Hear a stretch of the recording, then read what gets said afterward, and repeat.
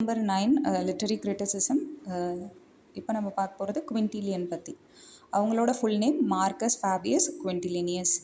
இவரோட period 35 AD-லேருந்து 100 AD. So he was born in 35 AD ஹிஸ்பானியா அப்படின்ற இடத்துல பிறந்திருக்கிறாங்க.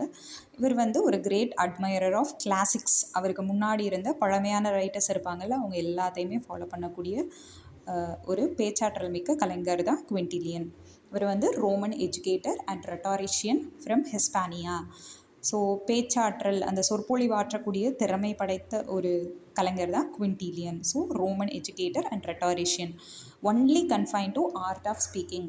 ஸோ இவரோட ஸ்கில் எதில் இருந்தது அப்படின்னா, அந்த பேச்சாற்றல், சொற்பொழிவு நிகழ்த்தக்கூடியதில் ரொம்ப திறமை படைத்த ஒரு கலைஞராக இருந்தவர் தான் குவின்டிலியன். இவர் இறந்த வருடம் வந்து 100 AD.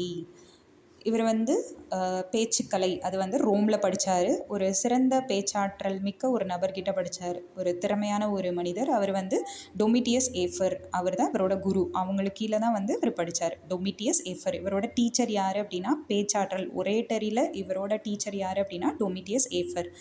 இவருக்கு கீழே, நம்ம குவின்டிலியனுக்கு கீழே படித்த ஸ்டூடெண்ட்ஸ் எல்லாமே பெஸ்ட் நோன் ரைட்டர்ஸ். அவங்கெல்லாம் யார் யார் அப்படின்னா, டாசிட்டஸ், பிளைனி, ஜுவினல், சுட்டோனியஸ். இவங்க எல்லாமே இவரோட ஸ்டூடெண்ட்ஸ். இவருக்கு வந்து அவார்டு, ஒரு கௌரவ பட்டம் கிடச்சிருக்குது, ஹானரரி கவுன்சில் அவார்டு வந்து வாங்கியிருக்கிறாரு. ஸோ குவின்டிலியனை பொறுத்த வரைக்கும் நம்ம டெக்ஸ்ட் ப்ரிஸ்கிரைப் பண்ண, UGTRBக்கு ப்ரிஸ்கிரைப் பண்ண ஒர்க் என்ன அப்படின்னா, அவரோட பெஸ்ட் நோன் ஒர்க் இன்ஸ்டிடியூஷியோ ஒராட்டோரியோ. இங்கிலீஷில் வந்து இன்ஸ்டிடியூட்ஸ் ஆஃப் ஒரேட்டரி அப்படின்னு சொல்லுவாங்க. அது பப்ளிஷ் பண்ண இயர் வந்து 95 AD. இந்த இன்ஸ்டிடியூஷியோ ஒராட்டோரியோவில் வந்து 12 வால்யூம்ஸ் ஆஃப் டெக்ஸ்ட் புக்ஸ் இருக்கும். எதை பேஸ் பண்ணியிருக்கோம் அப்படின்னா, இந்த ரெட்டாரிக், பேச்சாற்றலை வந்து பேஸ் பண்ணி இருக்கும்.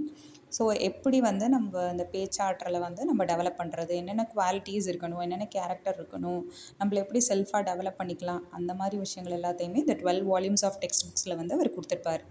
ஸோ அதை தான் சொல்கிறாங்க theory and the practice of rhetoric, ஒரு foundation text, educational development of orator himself. The Institutio Oratoria, இந்த இயர் வந்து கேட்கலாம், இந்த 95 AD-ல வந்து பப்ளிஷ் பண்ணியிருக்கிறாரு.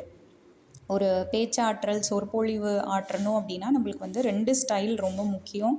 என்னென்ன அப்படின்னா, ஃபஸ்ட்டு நம்ம செலெக்ஷன் ஆஃப் வேர்ட்ஸ் வந்து நம்ம எப்படி செலக்ட் பண்ணுறோம், அதில் வந்து ரொம்ப கேர்ஃபுல்லாக இருக்கணும். நம்ம செலக்ட் பண்ணுற வேர்ட்ஸை வந்து நெக்ஸ்ட்டு அரேஞ்ச் பண்ணணும்.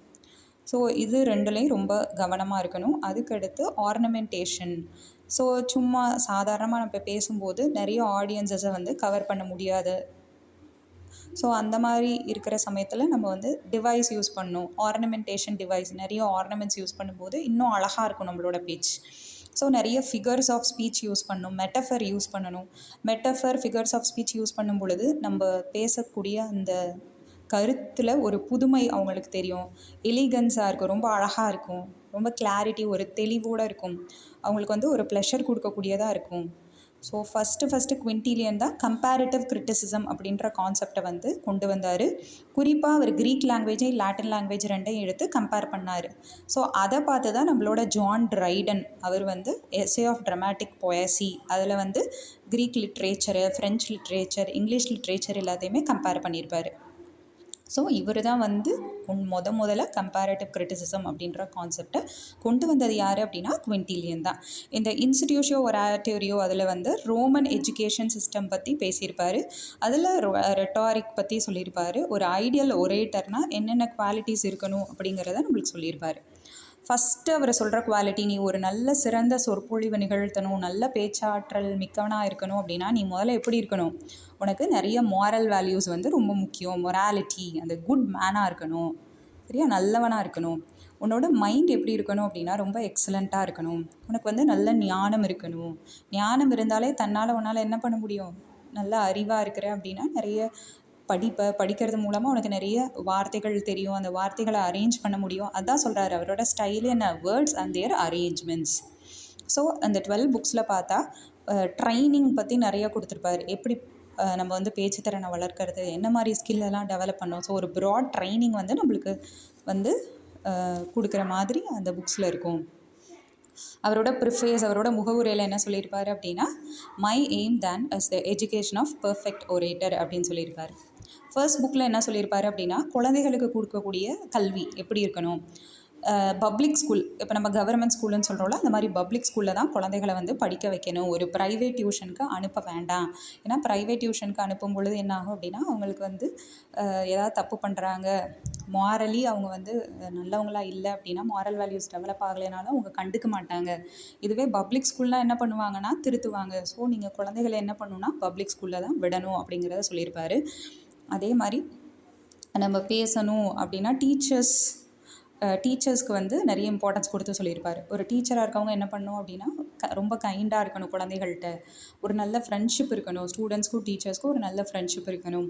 அவங்களுக்கு பேசிக் லெவலில் கொடுக்கக்கூடிய எஜுகேஷன், குழந்தைகள்லேருந்து நம்ம சொல்லிக் கொடுக்குற எஜுகேஷன் எப்படி இருக்கணும் அப்படின்னா ரொம்ப தரமானதாக குவாலிட்டியான எஜுகேஷன் பெஸ்ட்டு டீச்சர்ஸ் கிட்டேருந்து கிடைக்கணும்.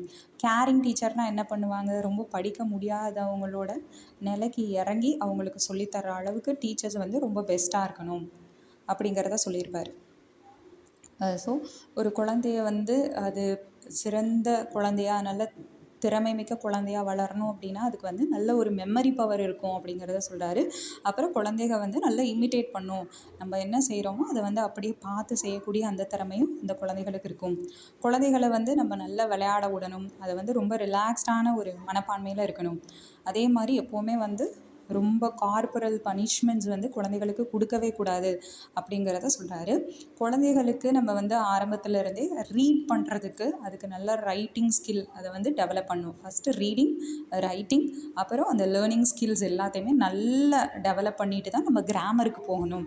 ஏன்னா கிராமர் அப்படிங்கிறது வந்து ஒரு ஃப்யூச்சர் ஒரேட்டருக்கு அது வந்து ஒரு ஃபவுண்டேஷன், அடித்தளம் அப்படிங்கிறத சொல்லியிருப்பார். ஸோ அந்த குழந்தைக்கு என்ன தேவை அப்படின்னா அந்த கிராமர் வந்து நம்ம கண்டிப்பாக சொல்லிக் கொடுக்கணும். தெளிவாக ரீடிங், ரைட்டிங் நல்லா லேர்ன் பண்ண உடனே நம்ம என்ன பண்ணணும், அதுக்கு வந்து கிராமர் சொல்லித்தரணும். ஏன்னா கிராமர் வந்து foundation for the future orator அப்படிங்கிறது சொல்லியிருப்பார். நிறைய மாரல் வேல்யூஸ் இருக்கணும். நம்ம டீச்சர்ஸ் இருக்காங்கல்ல, டீச்சர்ஸ்க்கு வந்து நல்ல மாரல் வேல்யூஸ் இருக்கணும். ஏன்னா டீச்சரை பார்த்து தான் குழந்தைங்க வந்து மாரல் வேல்யூஸ் எல்லாமே டெவலப் ஆகும். அதனால் டீச்சர்ஸ்க்கு மாரல் வேல்யூஸ் கண்டிப்பாக இருக்கணும் அப்படிங்கிறத சொல்கிறாரு. ரெட்டாரிக்லேயே வந்து நரேஷன் அப்படிங்கிறது ரொம்ப முக்கியம். குழந்தையாக இருக்கும்போது அதுக்கு என்ன பண்ணணும்னா நிறைய நரேட் பண்ணணும், நிறைய சொல்லணும், நிறைய கதைகள் வந்து சொல்லிக்கிட்டே இருக்கணும். ஃபஸ்ட்டு வந்து ஸ்டோரிஸ், ஃபேபிள்ஸ் எல்லாம் சொல்லணும். அந்த ஃபேபிள் சொல்கிறது மூலமாக அந்த குழந்தையோட கற்பனை திறன் வந்து ரொம்ப அதிகமாக இருக்கும். ஆர்கியூமெண்டம், ஆர்கியூனா வாதம் பண்ணுறது மூலமாக அது உண்மையை கண்டுபிடிக்கும், அப்பியரன்ஸ் ஆஃப் ட்ரூத். ஹிஸ்ட்ரி வந்து நல்லா சொல்லிக் கொடுக்கலாம். ஹிஸ்ட்ரிஸ் எல்லாம் படிக்கிறதுனால அதோட அந்த ஃபேக்ட்ஸ் எல்லாம் தெரிஞ்சுக்கும். இப்படி இருந்தது அப்படி இருந்ததுன்ற அந்த உண்மைகள் வந்து தெரிஞ்சுக்கும். ஆர்ட் ஆஃப் டிக்ளமேஷன் அப்படின்னா ஜவஹர்லால் நேரு வந்து காந்திஜியை சுட்டு கொண்டப்போ ஒரு உணர்ச்சி பொங்க அவர் வந்து பேசியிருப்பார். ஸோ அந்த மாதிரி பேச்சுக்கள்லாம் எடுத்து அதை வந்து குழந்தைகளுக்கு காமிக்கும் பொழுது அந்த குழந்தைங்க வந்து அதே மாதிரி இமிட்டேட் பண்ணி அதை வந்து பேசி பழகிறதுக்கான ஒரு சான்ஸ் வந்து அவங்களுக்கு கொடுக்கணும். 3 kinds ஆஃப் ஆர்ட்ஸ் அப்படின்னு சொல்லி அவரோட புக்கில் கொடுத்துருப்பாரு. யூஜிடிஆர்பியில் கேட்கலாம். குவிண்டிலியன் சொன்ன 3 ஆர்ட்ஸ் என்னென்ன அப்படின்னா தியரட்டிக்கல், ப்ராக்டிக்கல், அப்புறம் ப்ரொடக்டிவ். தியரியாக படிக்கிறது, ப்ராக்டிக்கலாக செஞ்சு பார்த்தா நம்மளால் ஒன்று விஷயத்தை வந்து ப்ரொடியூஸ் பண்ண முடியும், உருவாக்க முடியும். So productive, theoretical, practical, productive அப்படின்னு சொல்லி 3 ஆர்ட்ஸ் வந்து சொல்கிறாரு. அப்புறம் புக் நம்பர் 3ல் வந்து ரெட்டாரிக்கை 3 டைப்ஸாக சொல்கிறாரு.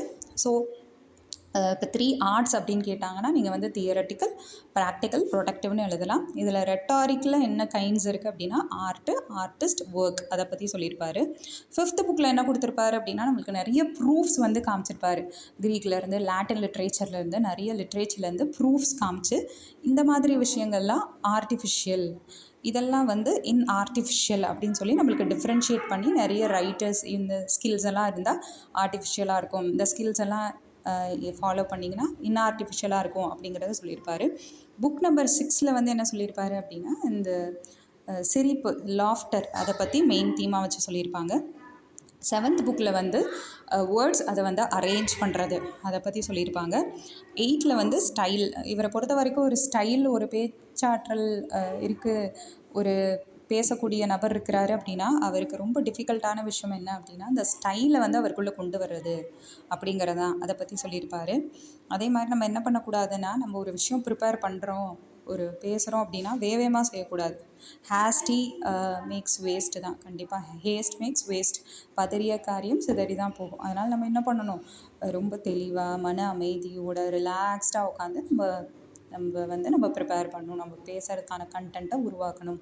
கண்டென்ட்டில் ஆரம்பத்துலேருந்து சொல்கிறாரு வேர்ட்ஸு, அரேஞ்ச்மெண்ட், அதான் நம்மளோட பெரிய ஸ்டைலு.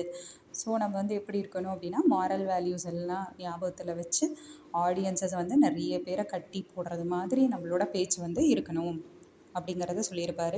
அதே மாதிரி செல்ஃப் கரெக்ஷன் இருக்கணும், நம்மளாக கரெக்ட் பண்ணணும். இந்த இடத்துல இது பேசணும், இந்த இடத்துல இது பேசினா சரி வராது அப்படின்னு சொல்லி நம்ம செல்ஃப் கரெக்ஷன் இருக்கணும். 11th சாப்டரில் ரொம்ப முக்கியமான விஷயம் சொல்கிறாரு. நம்ம எல்லாம் ப்ரிப்பேர் பண்ணி முடிச்சுட்டு நம்ம என்ன பண்ணணும், மெமரைஸ்.